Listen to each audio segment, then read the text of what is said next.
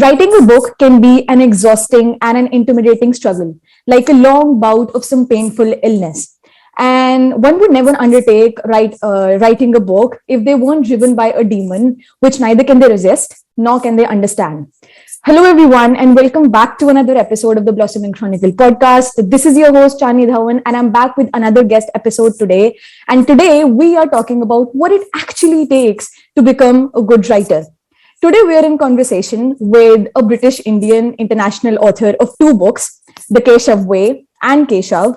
The guy is on a mission to fuse science and spirituality to help people lead more meaningful, purposeful, and joyful lives. So, without further ado, let's dig deeper to get to know more about his writing journey. And yeah, welcome to the show, Vinay Sutaria. Hey, man, what's up? Hi, how are you? Okay. Fine. Okay. Hi, how are you today? Yeah, I'm fine. So finally, you've managed to take out some time for your friend, which you do not have usually. Yes. I keep myself busy. That's all it is. Okay. Are you pumped to answer all the questions today about your books, about your writing? I'll try my best. I'll Okay. try my best to answer. Okay. First question is, what is the most valuable piece of advice that you've ever received as a writer? Never assume you know everything about a topic, and never assume that your first draft is always the best. Okay. When I began writing, I think one of the things that I had in mind was that, okay, I'm just going to write, and in the first go, that will be it. That will be the masterpiece that I write. But there's only certain creative geniuses that can do that. And I'm not a creative genius. So yeah, I think a useful piece of advice that I got from quite a few people that had done some writing were that never assume you know everything about a topic. That's the first thing. And the second is never assume that your first draft is going to be the best. You're going to work on it again and again. Okay. So how many drafts did you create?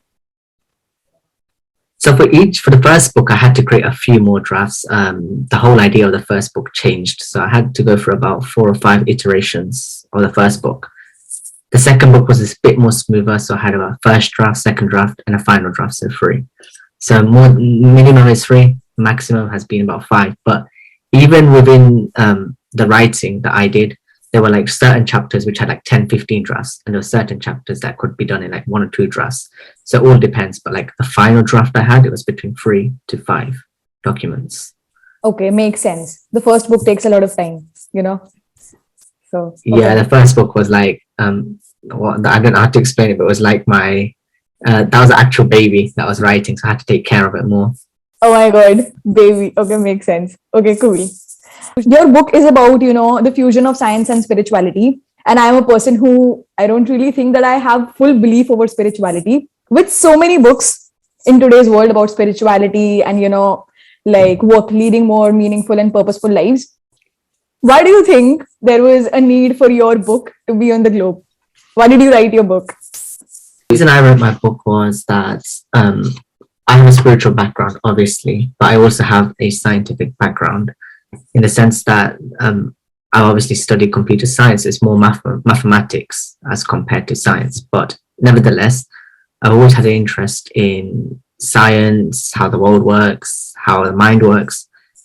And when I did a lot of the reading that I did from the psychology aspect, scientific aspect, firstly, that, there's a science side and the spirituality side. But when I looked into it deeper, I saw that they both go hand in hand in the way that I see it. And there are many aspects into why I chose this topic in particular, but I'm sure we'll come to that. So I'll hold off for now.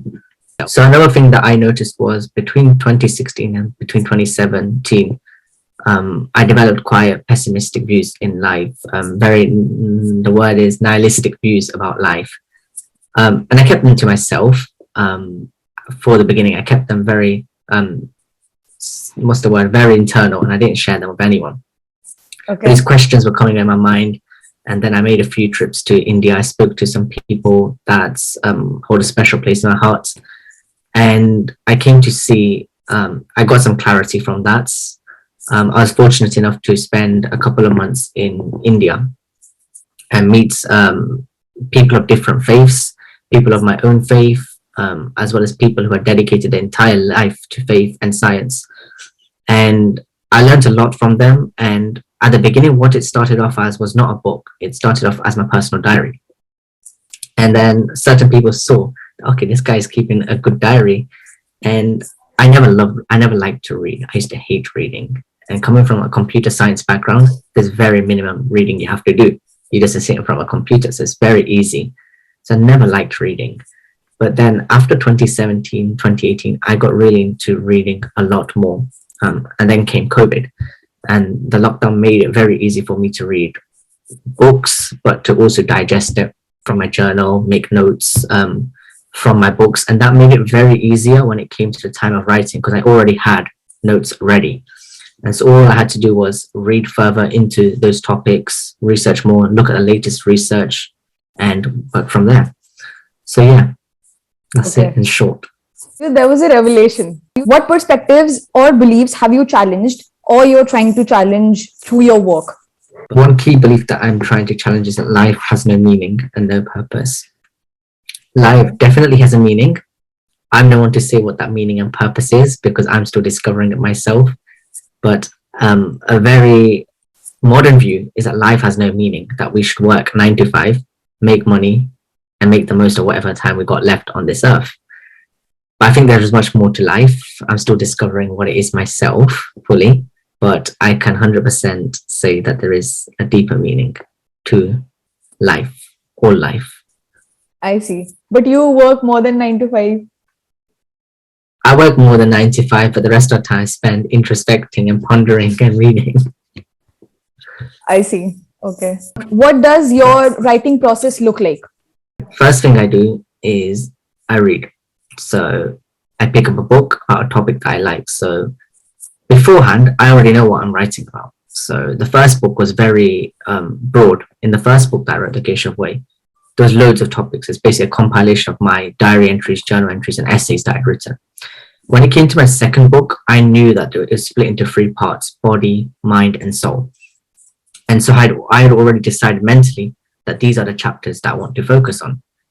So I began reading into those topics. First, I read a range of books. So I read books from the USA authors, British authors, European authors, Indian authors.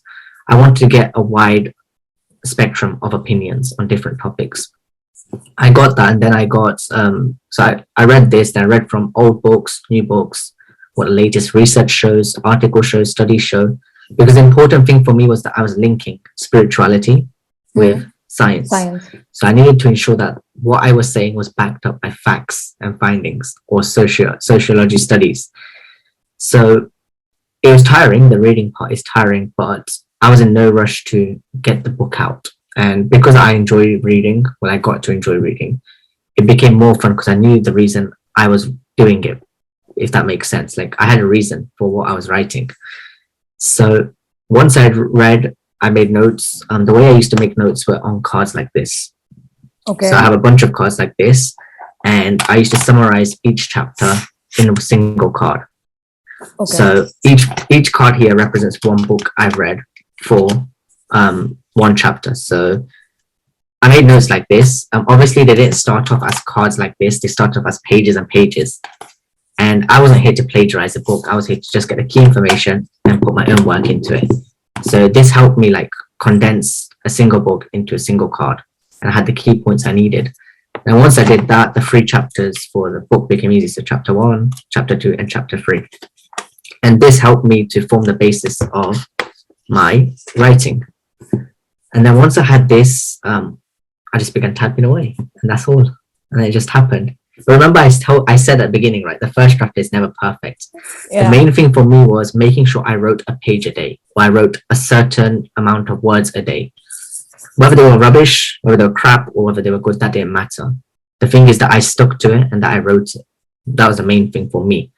If I broke that chain, if I broke that habit, I knew that I wasn't going to get anywhere, and I'll just be stuck in my own ego and just like, okay, this is just going to work. I'll leave it to last minute.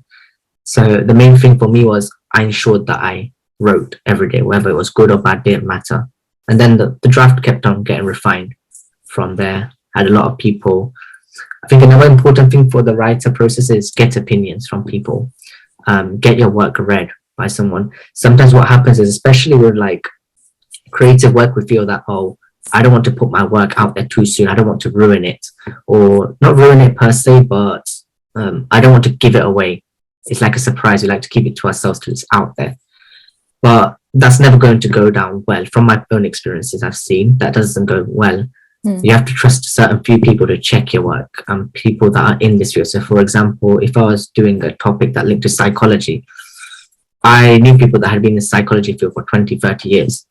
So regardless of whether they'd studied the topic or not, the key thing was that they have a background in that topic. So they're well versed to give their opinion on it. So getting opinions from the right people in whatever work you do, I think that was very important. It's humbling. Main thing is that it humbles you, and that's the main thing that I think that's important. That when you think that you're reading or you're writing, you think you know everything, but you never know everything about anything. So yeah. Okay. Yeah, thank you for the visual of the cards. Yes. It was nice. In business also, when you write compelling copy, I think what most people do is, including me, that I used to write it and okay, I've done this. Okay, now I'm tired. Now I'm not going to run it by anyone. And like what happens is many of the times we end up writing the same things with the same flow, with the same connectors. And I think now what I do is I like give it to a person who does not have like a lot of information about the topic. And if they are able to understand that simply, like I can put it into as simple words as possible. So I think that's a win-win. So yeah, okay. So the advice was good. 2 things that you want by your side while you're writing to stay focused. Doop. I always have doop or some form of incense. The reason being, it's a personal thing. There was a certain time in a certain place, I'm not going to go into the details, that I was in India. And that was the initial spark for me to start writing. So I like to create that environment around me. I think your environment is important. So as well as the environment being clean, I always have doop or agarbatti, so incense, next to me when I'm writing. So it just creates that atmosphere, that smell, and the whole vibe that you're writing. So I like to have a nice aroma around me when I'm writing. Second thing. Yeah, the second thing I like to have is all my notes. Literally, I have all my notes next to me. And if that means that I don't have any here right now because I haven't printed the hundreds of pages I need to print, but will come to a point where all my cards, all my books, which are literally behind me. So I like to be in my one space basically where I work. I don't like working on the move. A couple of places that I go to write. I think there are 2 things: the place that I write and the incense. Basically, it helps me to focus. So yeah. Okay, but you could increase the sale of incense sticks in India. Yeah, probably. Okay. Say that someone is listening to this episode, wants to write a book. What has helped or hindered you most while you write your books? One thing that affects me, that has affected me most when I was writing, was what do people think? Who am I writing for? In the sense that who am I writing for? Sometimes when you're writing, there's so much out there in the world that you can take into your own writing. But I think one of the things that for me was most important was sticking to what I believe in, what the aim was behind my writing, and who my target audience was. Obviously, I could stray away from that and write something that will appeal to the masses. But that wasn't my intention in writing. I didn't want to appeal to the masses. I had a focus group and I want to stick to that. And I think for me, it was ensuring that I stuck to what I believed in and what I wanted to get across, and making sure that I stuck to those foundations was most important to me. Called Maybe You Should Talk to Someone. So it's a book about psychology, like about, anxiety, depression. It's about therapists. The therapist, So it's like when she wrote the book, okay, so like you said about appealing to the masses. So she did not imagine like the world reading the book. She just thought, okay, 30 people are going to read the book, 300 people are going to read the book. Yeah. And that just let her just go, like just flow and let everything, like pour everything into the book as much as honestly as she could. Yeah, it's important because then what happens is you stray away from the topic that you're writing about and you lose your focus. So what people are going to think. Exactly, yeah. What is the most difficult part about writing a book? Seeing your corrections in front of you when someone else judges your work. It's a very not critical, but a very humbling process. Again, it's another humbling process because you think that I've written this, it's my work, it's my words. And when someone else comes in and you've already asked them, doesn't matter, regardless of the fact whether you've asked for their feedback or not, when you get Yeah. that feedback and they've pointed out corrections, it still switches something in your mind like, oh, okay, do I really have to change this? But then at the end of the day, you have to remember again that it's your target audience that you need to focus on. And no one's like writing is never perfect. Like you're always going to make mistakes. So I think the hardest part and the most time consuming part was editing because I could put the words onto paper, but then it was correcting it, making the grammatical changes, the spelling changes, the little changes to make the words in a way that don't sound too technical or too ha he he basically, or too like spiritual or too philosophical.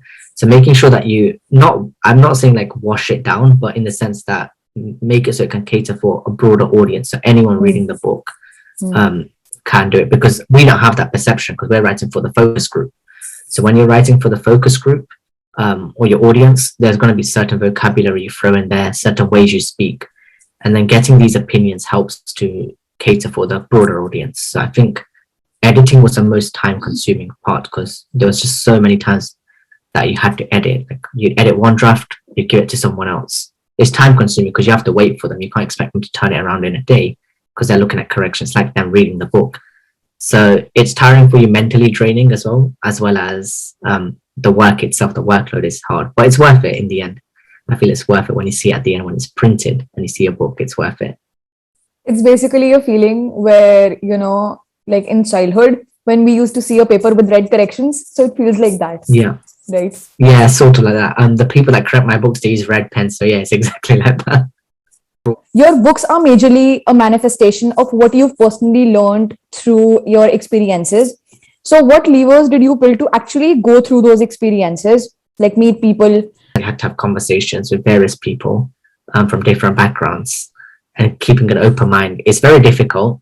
We say like, oh, keep an open mind or do this. But when you've been brought up a certain way, when you've been brought up in a certain culture, it's very difficult to Keep an not open mind. change your culture, but keep your mind open in such a situation. So I think that's one of the important things that everyone has to keep in mind. It doesn't matter whether you're writing or not, but whenever you're talking to someone as well, or whether you're having a conversation or meeting someone, like keep an open mind about the other person. For like proofreading the book, advanced review copies, all of those sorts of stuff, like normally you have to go out and search for these people. I was lucky enough, I feel fortunate that these people came to me because of the audience that was already there. And they offered their expertise in the fields to readers, like psychologists, people from religious backgrounds, people from editorial backgrounds.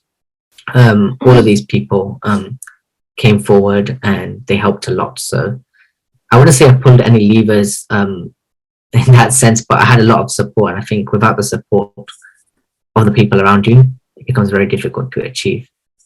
And you need support from those around you. I think that's most important. Okay. And how do you use social media as an author? One way I use it is to keep everyone updated, keep my content posted, and keep everyone in the loop of what I am doing. I feel that way it's not just my project, it becomes everyone's project and everyone feels involved. Second way is to keep in touch with my with people who support me.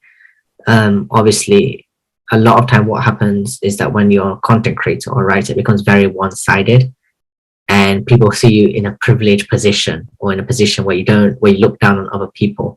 I never wanted that. I always wanted that in the sense that people could approach me, people could talk to me, and I tried to keep that. Obviously, it's not always easy.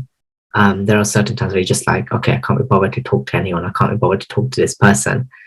But sometimes you don't even know what they're going through, but in the sense like what their reason is for getting in touch with you or connecting with you. So I think keeping in touch with my audience was most important. It helps build that not reputation, but it helps build that relationship with your audience, which makes the whole journey a bit more personal for them and for you as well. Because you can learn something from everyone. I think that's one of the key things that I had to keep in mind when I talk about this open mindset thing, was that there's always something to learn from everyone. And when people started approaching me for to help me and support me. I thought that's helped a lot in understanding this, that, okay, I need to keep an open mind. I need to connect with my audience, because you don't know who's out there. There are creators out there, there's professionals out there. And if they're coming to you, why would you not just make the most of that, right? Like, it's very difficult to connect with people in the modern day, and to find the people that can help you. But if those people are approaching you, you don't know what someone's background is ever. And so I think that's important for me, to stay in touch with my audience and to keep them updated about everything. Not everything, but in a sense about my writing journey, and all the work that I do for this, to keep them posted about that. I feel that's important. I know for an author, it's really important that his or her book like reaches the maximum number of people. Okay. But when it comes to actually incorporating what the author has written in their book, okay, and like you said, keeping people connected, when you have a huge community, okay, how do you manage to stay connected to people, okay, by being online, in the sense that virtual world is virtual world? I don't want to just go into seclusion for 6 months, write a book. Again, I understand, but for some writers do this, where like they go off social media for like 6-12 months and they bang out a book there. But it has an effect, obviously. But for me, it's more about keeping my audience connected, keeping them in the loop. And I think that social media, particularly Instagram and LinkedIn, has helped me a lot with that. So Instagram has helped build my audience. It's helped build the community, whereas LinkedIn has helped build my professional background with all of the research, the reading, and all of that side. So social media is a very useful tool, as long as we use it and we don't allow it to use us. How do you process and deal with negative book reviews? To be honest, from what I've seen and what I've heard, and I'm not trying to be egotistical here, I haven't had a negative review of my book. I don't know whether that's because it hasn't reached the entire spectrum of audience that I'd like it to. It could be that it hasn't reached that level of publicity, that when there's more publicity, there's more opinions. Yeah. When there's more opinions, there's more differing opinions. So maybe in that sense, I haven't had negative reviews. I say critical reviews I've had from friends and family, where I can learn stuff from them. But other than that, I don't think there's been any negative reviews. Some people have this opinion that if you've written a book, or if you're writing something which is related to spirituality and stuff, okay, you should not be doing that with like a profit motive, okay. But personally, my opinion is that if you've written something, you've invested your time, you've invested your money and your energy in something, charging whatever you want to for your art and for letting yourself out into the world, you should be willing to charge whatever you want. And what do you think about this? You shouldn't do it for profit. What I mean is that shouldn't be the main motive behind what you do. So when you put content out there, obviously in the creative field, it's very looked down upon. People take the creative field very for granted a lot. You probably experienced it yourself, where when it comes to creative field, whether it's graphic design, content creation, video editing, writing, all of these art fields that we say, people take it for granted, and they don't see it as hard. They don't see the hard work, like you just said. You basically hit the nail on the head, where they don't see the hard work that you put in beforehand, the hours of work that you put in, the hours of research you put in. They just see the end product, right? Whether it's a video, whether it's music, whether it's writing, whatever it is, they see the end product. So in that sense, that's what I think you touched upon, that maybe you're seeing it from that angle. When you put in the hard work, you have every right to make the profit off it, or to basically sell your work, because it's your work at the end of the day, and you need to sustain yourself. But the way that I see it is definitely, yes, you should sell it. I wouldn't give my book away for free. I want to make money off it, but not because I want to make money off it, if that makes sense. The sole motive shouldn't be that, oh, I am writing a book to make money. I am making these videos to make money. Okay. If that makes sense. Yeah. Okay. Makes That's sense. what I meant. Maybe what is the best money you've ever spent with regard to your writing? if it's for money, the best investment I made was in printing the books, publishing the books, taking that risk into, okay, I'm going to print this amount of books in India and store it in this warehouse, and then have money sell. But it's a risk that you have to take to get your work out there. If you don't take that risk, because you're not going to learn from it and move forward. So yeah. Okay, cool.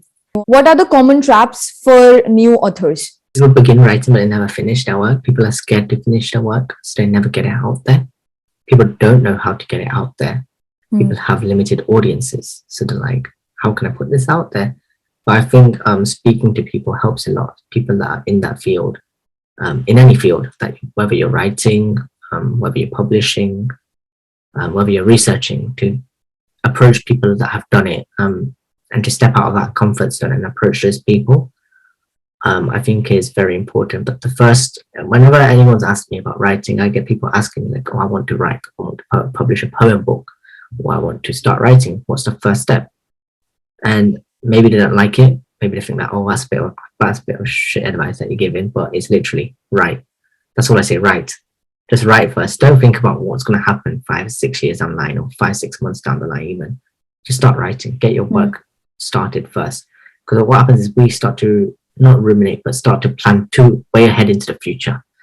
And that sometimes disaligns your goals of what you're doing it for. So I always tell people, just start writing and then let's see what happens.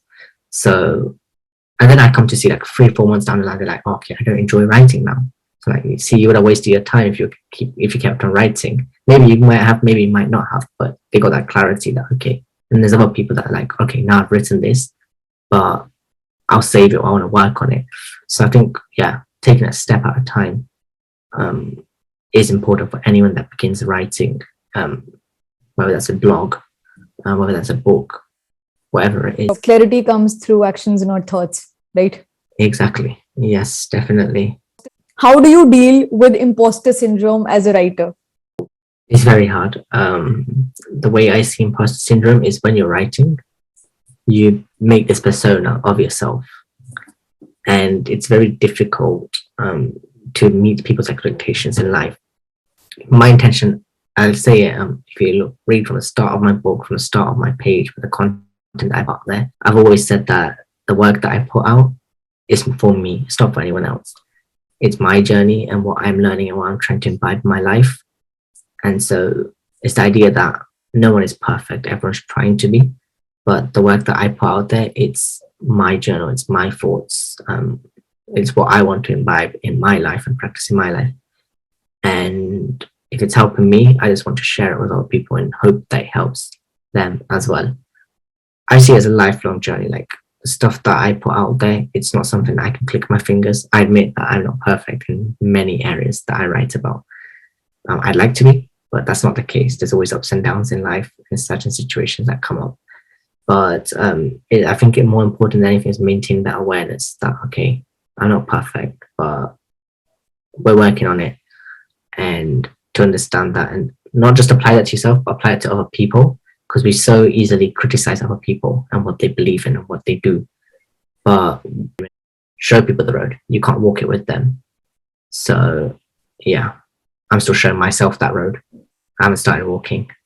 I need to start walking. I'm crawling right now. So yeah. No, I think you're running. People in Bible, not, that shouldn't matter to me. That's for them to look at. But for me, myself, I think that's most important. Taking that couple of minutes at the end of the day to introspect on one area, one aspect of your life, and see how you can apply what you stand for in life. It's a bit of a cognitive dissonance sometimes, especially when you read a lot and you're trying to incorporate different topics, because not everything that you write about is going to be in your life. You'd love for it to be, but it's not going to ever be. Immediately, at least, it's never going to be in your life. Like I said, it's a journey, and I've always kept that at the forefront, that, okay, and repeating that to myself actually helps a lot. Like, okay, I'm not an imposter. I don't see myself as an imposter, but you have that imposter syndrome. And it is difficult because it's a natural human tendency to judge yourself based on not only what other people say, but on what you think of yourself. Yeah. So yeah. Okay. Step by step, introspect. Okay. So thank you so much. Once again, you've blown my mind, and I really enjoyed the conversation today. Thank you so much for being here. And to whosoever who's listening to this, if you were able to derive just one nugget of value out of this episode, share it with just one person. And I will be linking Vinay's social media profiles, Instagram, LinkedIn, his website. Go check out his website and go check out his book. It's available around the globe. You can have Amazon links, you can get it ordered. And especially if you're in India, like you have like some gifts or something, I don't know, but you should definitely check out his book. And yeah, I'll see you next week. Thank you so much for listening. And till the next time, keep blossoming.